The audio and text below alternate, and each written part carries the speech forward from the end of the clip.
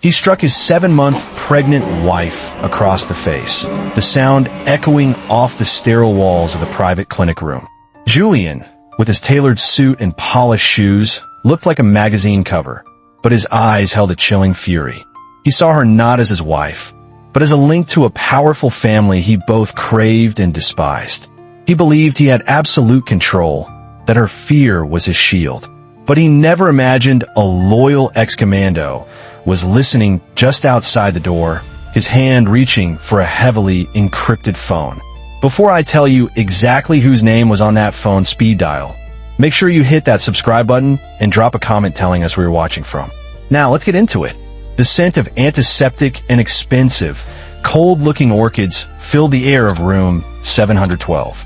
The room was the picture of sterile luxury, a suite in one of the city's most exclusive private clinics.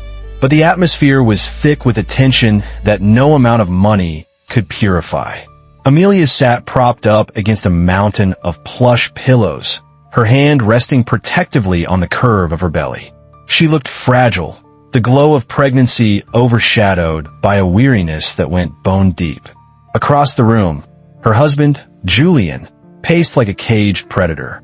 The orchids he'd brought sat on the bedside table, their perfect white petals feeling more like a statement of ownership than a gesture of love. "Don't you dare look at me like that, Amelia," Julian hissed, his voice a low, controlled venom. "Don't you dare play the victim." "I'm not playing anything," she said, her voice quiet but steady. She had learned long ago that raising her voice only fueled his fire. "I fell, Julian. The doctor said I need a rest. Why is that a problem?" "The problem," he said, stopping to lean over the end of her bed, his knuckles white as he gripped the frame, "is that you called him. The second something goes wrong, the first thing you do is run to your sainted uncle. What did you tell him, huh? That I pushed you? That I'm not taking care of you? I didn't call anyone. The paramedics did," she replied, meeting his gaze. "And my uncle doesn't know I'm here." Julian scoffed, a bitter, ugly sound. "Oh, please. You think I'm stupid? Everything in our life goes through him. The funding for my company, the apartment we live in, it's all his shadow, his name. You and your uncle, you both look down on me, don't you? You think I'm just some upstart who got lucky marrying into your precious family." The accusation hung in the air, laced with the truth of his deepest insecurity. He had married her for her name, for the doors the Statham connection could open. He loved the access, but he hated the reminder that he hadn't earned it himself. "That's not true, and you know it," Amelia said, her voice trembling slightly. "He's my family. He raised me after my parents died. You're my husband. He chose you. A choice you regret every day, I'm sure," he sneered, stepping closer. "Especially now that you're carrying my child. You think this baby makes you powerful? It makes you a liability. A bloated, emotional, useless liability." Each word was a calculated blow. He was stripping her down, trying to find the cracks in her composure. She flinched but didn't look away. "Don't talk about our child like that. Our child." He laughed. "This child is my legacy, not yours. And you will not poison him against me with your family's condescending bullshit. You will do as I say. You will stay quiet. And you will stop making me look weak." That's when he lost it. Her silence, her refusal to break, was a defiance he couldn't tolerate. His hand moved in a blur, fast and vicious. The sound of the slap was sharp and obscene in the quiet room, like a bone snapping. It caught her full on the cheek, whipping her head to the side. A small cry escaped her lips as the shock and pain registered. She lost her balance, tumbling sideways off the pillows and onto the hard floor with a sickening thud. Instinct took over, her arms wrapping around her stomach, her body curling into a protective ball. She didn't scream. She just lay there, gasping, the hot sting on her face dissolving into a cold, terrifying dread. Julian stood over her, his chest heaving, his face a mask of shock, as if his own hand had betrayed him. For a moment, he looked horrified. Then the narcissism kicked in. "Now look what you made me do," he whispered before turning and striding out of the room, leaving her alone on the floor. Outside in the corridor, Marcus, the head of evening security, heard the muffled thud. He was a man in his late 60s, built like a retired oak tree. He had served as a Royal Marine under Amelia's father. When his commander died, he had promised him he would always keep an eye on his little girl. For years, he'd watched Julian's subtle cruelty with a growing sense of unease. But this was different. He waited until Julian's angry footsteps faded, then he quietly entered the room. Seeing Amelia on the floor, crying silently, shattered the last of his restraint. He helped her back to the bed, his movements gentle. Once she was safe, he stepped back into the hallway. He pulled out an old, heavily used satellite phone, a gift from years ago. He scrolled to a single contact, an entry that had lain dormant for 5 years. JS. He pressed the call button, his resolve as hard as steel. This was not a breach of protocol. This was a promise kept. The call came through to a device that didn't officially exist. It sat on a polished concrete desk overlooking a vast, misty forest in upstate New York. Jason Statham, at 60, was leaner than his action hero days, but radiated an even more potent intensity. The lines on his face were carved by focus, not age. He was reading over architectural plans when the satellite phone buzzed, a sound he hadn't heard in years. He glanced at the caller ID, Marcus. His posture didn't change, but a stillness, colder and sharper than the morning air, settled over him. He answered without a word. Sir. Marcus's voice was low and steady, but laced with a tightly controlled urgency. It's Amelia. There's been an incident at the Valencia private clinic. Room 712. Statham listened, his gaze fixed on the forest outside. Marcus didn't need to provide details. He relayed the facts. The shouting, the sound of strike, the sight of Amelia on the floor, and Julian storming out. He finished with, "She's 7 months along, sir. I think you need to be here." There was a long pause. Statham's only reply was, "Thank you, Marcus. I'm on my way." He ended the call. He didn't rage. He didn't throw things.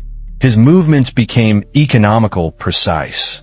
Within 10 minutes, a bag was packed. Within 20, the engine of a black, unassuming Audi RS7 was rumbling to life in the garage. He drove himself, melting onto the highway like a phantom. There was no press, no entourage, just a man with a singular purpose. He arrived at the clinic in the dead of night, slipping through a service entrance Marcus had left open. He moved through the hushed, gleaming corridors with a predator's silence. When he reached room 712, he didn't knock. He pushed the door open gently. Amelia was awake, sitting in a chair by the window, staring out at the city lights. She looked small and lost.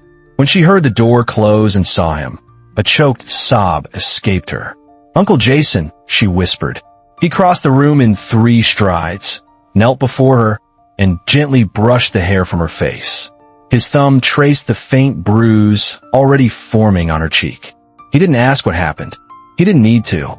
In his presence, the dam of her composure finally broke. She leaned into him and wept, not loud, hysterical sobs, but the deep, shuddering cries of someone who had been holding on for too long. He just held her, his hand a firm, warm presence on the back of her head, letting her release all the pain and fear she had swallowed. After she had cried herself into a state of exhausted calm, he helped her back into bed. He pulled a blanket up to her chin and sat in the chair beside her, a silent, unmovable guardian. He stayed until her breathing evened out into a deep sleep. Only then did he move. He stepped out into the hallway, pulling out his personal phone. He made 2 calls. The first was to his lawyer in London. "Eleanor," he said, his voice a low gravel. "Activate Protocol Vega. The target is Julian Croft. I want a full asset seizure. Everything. His personal accounts, his shell corporations, his offshore holdings. I want him financially paralyzed by sunrise."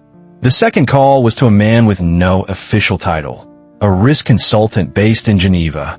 "It's me," Statham said. "The Nightingale portfolio. I want it liquidated. All of it.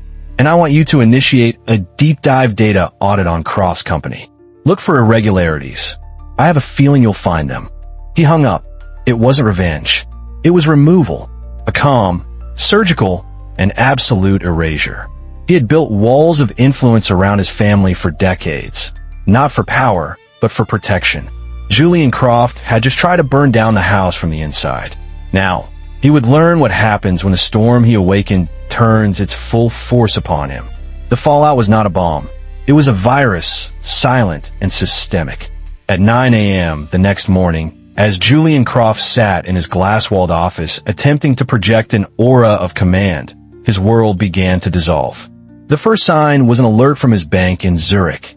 Transaction failed. An attempt to move capital was blocked. He frowned, assuming it was a technical glitch. Then his CFO called, his voice panicked.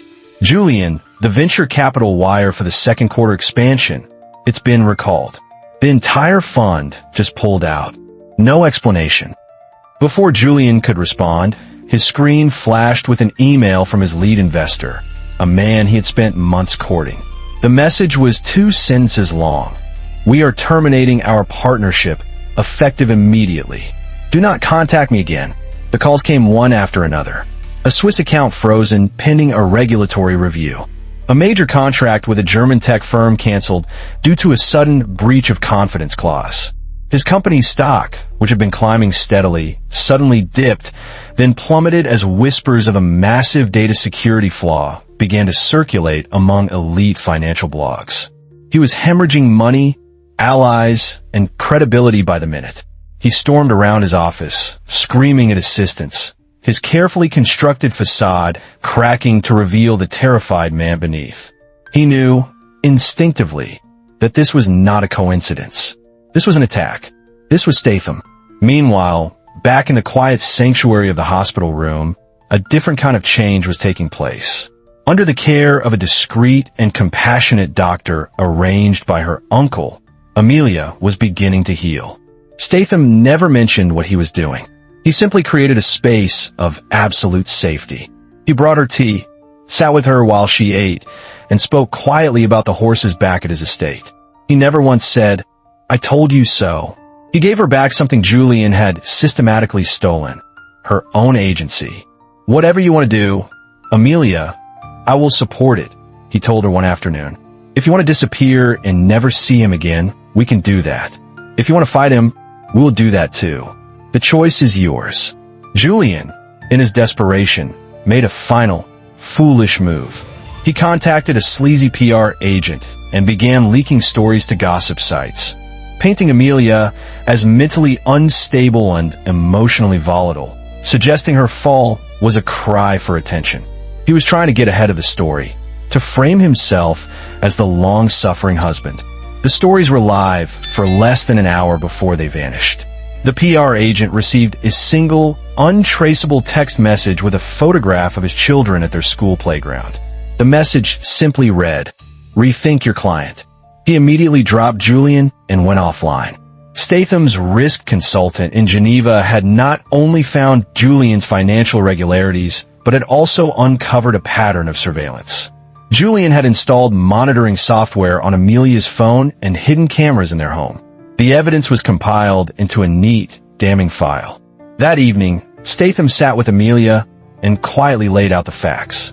He showed her the proof of the spying, the evidence of Julian's calculated control.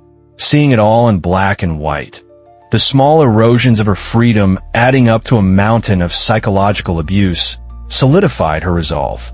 The fear was still there, but now it was mixed with a cold, righteous anger. She looked at her uncle, her eyes clear for the first time in months. "I want to fight him," she said, her voice devoid of its earlier tremble.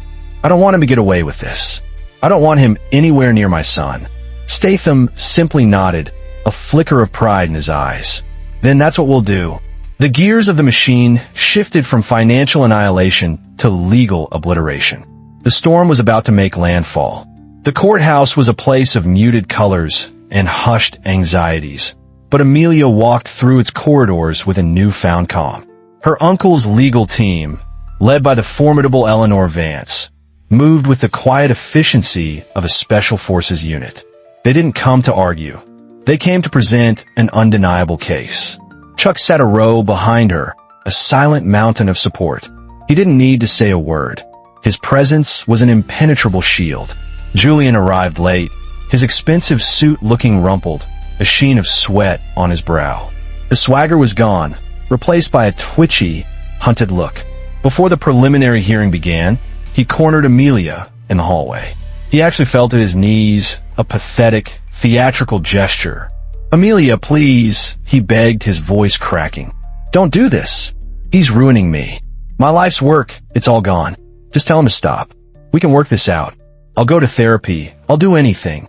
Amelia looked down at the man who had terrified her for years and felt nothing but a distant pity. "It's too late for that, Julian," she said and walked away. In the courtroom, Eleanor laid out the case with surgical precision. The financial control, the digital surveillance, the medical reports, and a sworn affidavit for Marcus. When Julian's lawyer tried to object, Julian himself leaped to his feet, his control finally snapping. "This is a joke," he shouted, pointing a trembling finger at Statham. "He's doing this, using his name, his power, to crush me because he never thought I was good enough for her. It's not justice, it's a vendetta."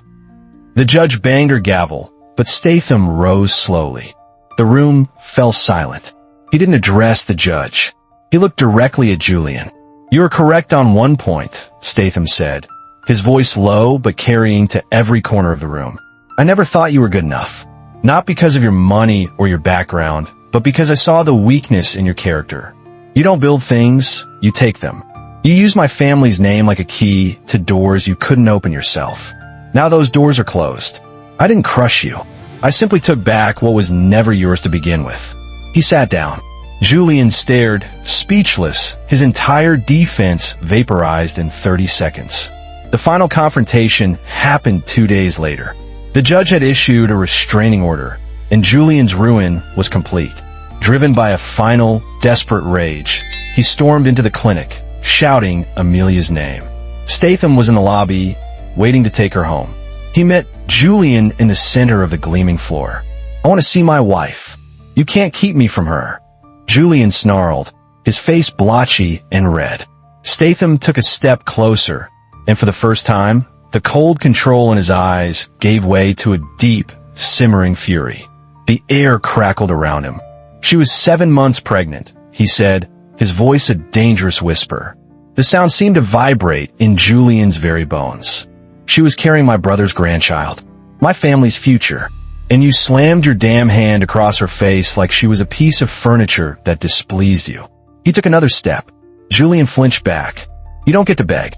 You don't get to ask for forgiveness." Statham's voice rose, the suppressed rage finally breaking through, raw and powerful. "You used her love as a cage and her hope as a weapon. Every deal you ever made, every dollar you ever earned using my name, it was all built on a trust you spat on." He leaned in, his face inches from Julian's. "I entrusted you with the most important person in my life, and you gave her a broken spirit and a bruised cheek. Get out, and if you ever come near her or my nephew again, you will discover that what I've done to your finances will feel like a gentle tap on the wrist." Julian stumbled backward, turned, and fled. He wasn't just defeated, he was erased. The flight home was quiet. 3 weeks later, in a peaceful clinic near the estate, Amelia gave birth to a healthy boy. She named him Elias. Back at the estate, life found a new, gentle rhythm. The baby slept in a cradle by the window, overlooking the forest. Amelia started writing again, filling a leather-bound notebook with her thoughts. One late afternoon, as the sun set in streaks of orange and purple, she sat with her uncle on the porch. "I thought being strong meant never needing anyone," she said quietly. Statham looked out at the horizon.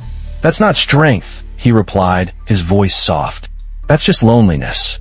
Strength is knowing who to trust with your vulnerability."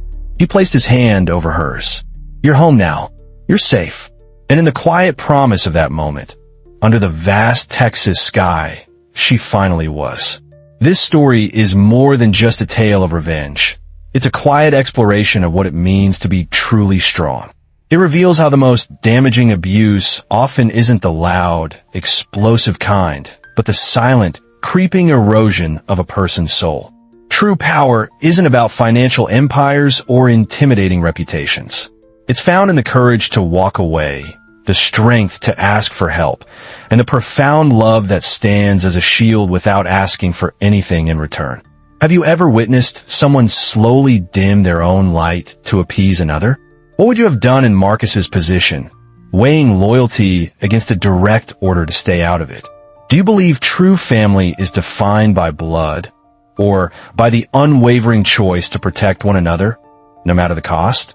These are the questions that linger long after the story ends, reminding us that heroes don't always wear capes. Sometimes, they just answer a phone call when you need them most. If this story about resilience, courage, and the unbreakable bond of family resonated with you, hit that like button and subscribe for more stories that dig deeper. Share this with someone who needs a reminder of their own strength and the support that surrounds them. We value every voice and read every comment, so please share your thoughts respectfully. More stories about the power of family and the courage to reclaim your life are waiting on your screen. Watch those next, and we'll see you tomorrow with another story that matters.